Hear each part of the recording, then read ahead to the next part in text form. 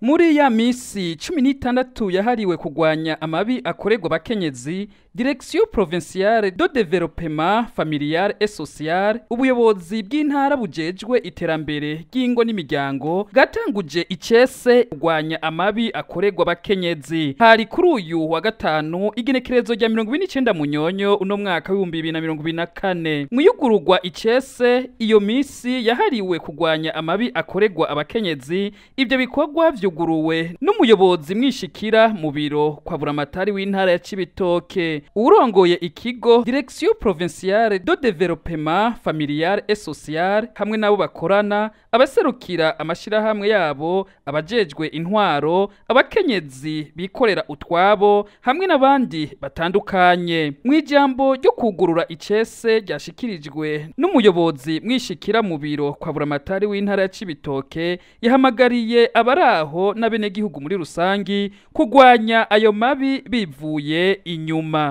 Icyo tuba duteye akamo abenegihugu bose, abaje intwaro kuva ku mutumba gushika mu ntara rw'intara, icyo tubagenda abasitanteri tukaraba abaserukira amadini, ikambere abaserukira imigambi, tugatera akamo amashirahamwe mu byo yitaho harimo kurwanya ayo mabi, mu wese yogira icyo aterereye kugira ngo ayo mabi agabanuke bibaye ngombwa arandurana n'imizi hamwe na Cibitoke.